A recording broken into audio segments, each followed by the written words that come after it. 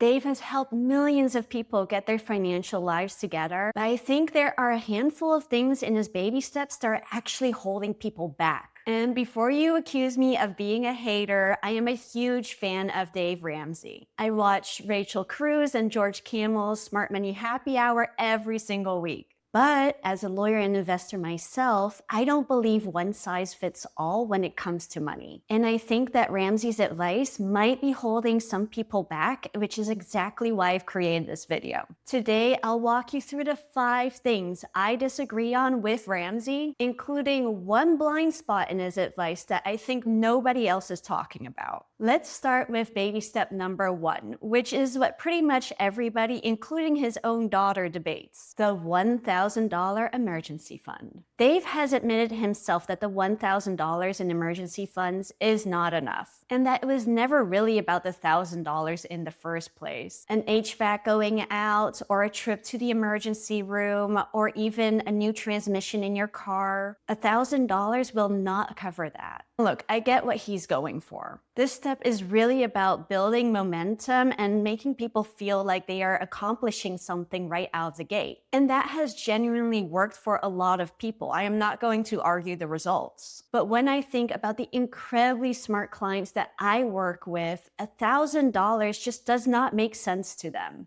because they already know logically that $1,000 is not going to keep them safe on their journeys. So what I'd recommend instead is something more customized to you, which is your highest insurance deductible. That means something different for everyone because everyone's insurance deductibles are different. So go pull up your home insurance policy, your health insurance policy, and your car insurance policy, and then choose the highest deductible amount and make that your baby step 1. That way, you'll know you're covered when a major life event happens, instead of it derailing you from your path to financial wealth. Now, let's move on to baby step number 2, which is the debt snowball. That's where you have to pay off all your consumer debts except for your mortgage. I agree that one of your first priorities should be to pay off your consumer debts, but let's watch this video. Well, my wife and I just got married about a month ago, and together we have about $165,000 worth of debt. We're getting ready to tackle that, but I'm about to be eligible for benefits at my job, and we're trying to figure out if I should go ahead and do the 401k match. If I contribute 6%,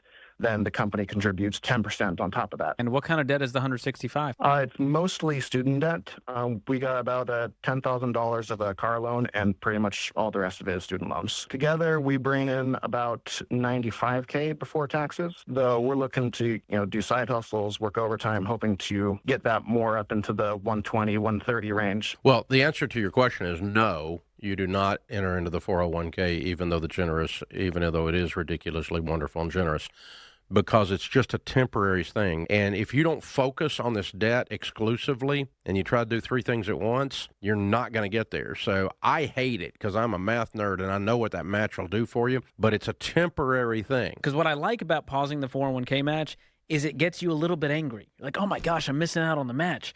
Good. Let that fuel you to get rid of your debt faster, to get back to the match faster. Yeah. That's the power, really, the psychological power of pausing. Dave Ramsey is telling people not to take their 401k match until they are done paying off their debt. That could be 2 years from now, and I think that is a major mistake. You are turning down free money and guaranteed growth from your employer just to pay off a low-interest loan a little faster. It is a chance that you never get to go back and undo. You really need to set your priorities straight so you won't set yourself back for several years. And let's talk about credit cards, because we know Dave absolutely hates them. And I don't think that it needs to be as black and white as Dave makes it out to be. His stance that you should never, ever have a credit card. Dave is telling you to cut the ones you have in half and never take one out again. Dave's assuming that literally everyone has the same lack of control as he does, and therefore no one should have a credit card. But there's also an option C. If you're someone who is truly afraid of overspending on a credit card, then just get one with a limit of $100 or $200. That way you can still build up your credit score, and your credit score is a lot more important than Dave makes it out to be. Especially if you want to buy a home or multiple investment investment properties one day. So why not just take advantage of that? Now, if you genuinely don't trust yourself to take out a small credit line like that, then definitely don't do it. I'm not saying that everyone can handle debt the way that I am describing. I'm just saying that one size fits all rule doesn't serve everybody the same way. That brings me to my next disagreement on baby step number 2, and that is paying off all your debts no matter what. I think there is such a thing as good debt. If you're using leverage for something like a real estate investment and you can truly handle those payments, there's really nothing wrong with carrying that debt. I will say you have to be incredibly diligent with the numbers on your investment properties, but I won't get into that in this video. But again, if you truly know what you're doing, using low interest debt can actually accelerate you to wealth. And despite Dave claiming that all his millionaire friends didn't use debt to get there, most of the ones I know actually did. They didn't just save their way to wealth, which brings me to baby step number 4. So Ramsey in baby step number 4 recommends saving 15% of your gross income into an IRA or 401k. 15% as a retirement savings target may have made sense several decades ago, but I certainly don't think it's enough anymore, especially if you're mostly investing in index funds. How much you really need to save really depends on the lifestyle you want to have at retirement age and also the age you start saving at. Unfortunately, most people don't start with saving until they are in their early 30s. And when you start running the numbers from the age of, say, 35, saving 15% is really not enough to fund your retirement. A number closer to, say, 25% of your gross income is a much more realistic number. That is if you want to maintain the same lifestyle you had before retirement. I am definitely not saying that index funds are the wrong asset to invest in. I think it is a great strategy and it is truly passive. But I think that for certain people, investing in real estate might be a better path if, and this is a big if, you're willing to put in a lot of work for at least a decade. And even then, you don't get to retire after that decade. You need to spend at least a decade after that paying off all those debts that you accumulated. So I actually agree with Dave on this part. You should not listen to the real estate gurus who claim that you can live off of the cash flow of your real estate investments after 5 years of investing. That is someone selling you a course because they quickly realized themselves that they couldn't live off of the cash flow. But if you're not willing to put in all that work and endure a lot of stress, to be honest, and if you're someone who is still carrying a lot of consumer debt, real estate is probably not the right move for you anyways. Then passively investing in index funds through an IRA or a 401k is a great approach. And as I said earlier, if your employer offers a match, definitely max out that opportunity. Now, when it comes to investing in real estate, here's where I really disagree with Dave Ramsey. He recommends using all cash to invest in a property. And I think that completely misses the point of what makes real estate work in the first place, because the leverage that you get from a mortgage is the exact thing that makes real estate investing accessible to regular people. I mean, think about the math here. The median home price in the United States is over $400,000. By the time that you have saved $400K in cash, and that doesn't include anything that you have locked up away in your IRA or your 401k, because pulling that out early will come with a hefty penalty, you will most likely be in your late 50s or early 60s.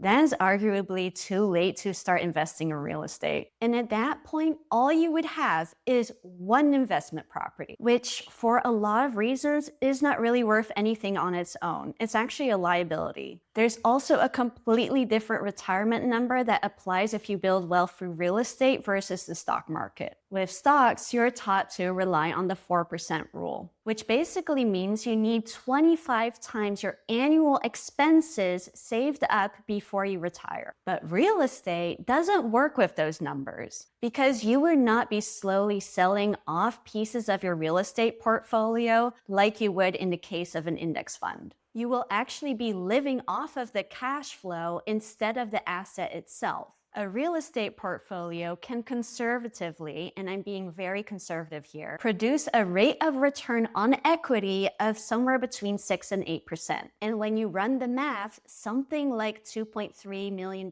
in real estate equity can replace the same income as a $4.5 million stock portfolio would. So that is about half of what you would need if you were only relying on the stock market. And there's one more piece of this that I don't think anyone talks about enough. When you retire off index funds using the 4% rule, you're slowly eating away at your own principal every single year just to generate that income. But when you retire off real estate, you're not eating away at your assets, you're living off what it produces, which means that when you pass away, instead of leaving your loved ones whatever is left in your account, which you have been drawing down for maybe 20 years, you can leave them an entire portfolio of paid off properties that can make them financially independent years before you ever were. Speaking of homes, let's move on to baby step number 6, which is paying off your home mortgage early. Paying off a low interest mortgage early means you're giving up a lot of long-term wealth building. If your mortgage rate is low and the market is doing what it has historically done, putting that extra money into your mortgage instead of investing it will be working against you, not for you. If you have a mortgage sitting at 3, 4, maybe even 5%, and you're taking that extra cash that you could be investing in something else and use it to pay down the mortgage faster instead, you're essentially choosing a guaranteed return of 4% over an investment that has historically returned somewhere between 8 and 10%. You're basically trading a better return for a worse one and calling it safe. So if your mortgage rate is low and you're still in your early working years, I'd rather see you invest that money and let it compound and pay off that house later once you've actually built up the wealth first. Now I want to get into the last point, and I think this is the one that nobody else in the finance space is actually talking about. Let me roll this clip for you. All you need is a will. You might, if it's all, let's say it's a $10 million piece of property. If you put that in an irrevocable living trust, it's a fairly singular transaction. It's easy to manage. It's not a big problem, not a lot of stuff going on. If, let's say, you had $10 million worth of assets and you didn't want to pay the $300,000, but it's like 25 or 30 different things, okay? Now you've got to retitle all of your mutual funds, all of your, anything you want to hide from this probate tax. You have to reset the name on it, retitle your car, retitle your house. Nothing can be in your name. Retitle the family farm into the name of the trust. Okay, so Dave says a living trust only makes sense once you hit a net worth of $10 million. And you should never put your home in one because it would be a major hassle to sell it. As a lawyer, I think that advice is way too broad. I'm not saying that every single homeowner automatically needs a trust. But once you own real estate, a revocable living trust is at least worth a conversation with your estate planning lawyer. And that has nothing to do with your net worth. Here's why. If your home is only in your name, it typically has to go through probate once you pass away. But if it's been properly transferred into a revocable living trust, your successor trustee can usually step in and manage it, live in it, or even sell it without waiting on a probate court to appoint someone first. It saves your family so much time, often even months, and it keeps things private, and it means that someone you actually chose yourself is the one handling everything once you become incapacitated, not someone who is appointed by a judge. Now, a trust is not the only tool that can get you to avoid probate. Depending on your state, your home might pass through survivorship ownership, a simple transfer upon death deed, or what is sometimes called a ladybird deed. And other assets can pass through simple beneficiary designations. Sometimes one of those options is a lot simpler and cheaper than a full trust. But most of the time, just a simple will is not going to be enough either. So you see, it's not a one-size-fits-all thing here either. But Dave is right about one thing. So what happens is, I read an article in Financial Planning Magazine a couple years ago, 78% of the time, this 8 out of 10 times, people spend $1,500 to $3,000, have this trust, which is basically a hollow thing. You have to put things Just in a the bucket. shell. It's a bucket. Yeah. You have to put things in the bucket. And then they never move the titles to the stuff into the bucket. I'm not having to move stuff in and out. Yeah. I'm having to work with trustees and lawyers every time I make some transaction. I'm having to write checks out of a trust bank. Oh, God, it drives me nuts. Wow. Just signing a trust does not mean that your family avoids probate altogether. A trust only avoids probate for what is transferred into it. If you just sign the paperwork but never actually retitled the assets, everything left in your name can end up right into probate court. That's why you need a proper estate planning lawyer who handles all these things for you and reviews all your paperwork and your assets every once in a while just to make sure it all still makes sense and nothing is left out of your trust if you have one. But saying that a revocable living trust makes it a hassle to sell your home is completely untrue. If you're the trustee, you can just transfer the home without having to take it out of the trust first. You might need some extra paperwork, and refinancing usually adds an extra step. But if it's a revocable living trust, your house is not trapped in there. The real question was never whether you are worth $10 million.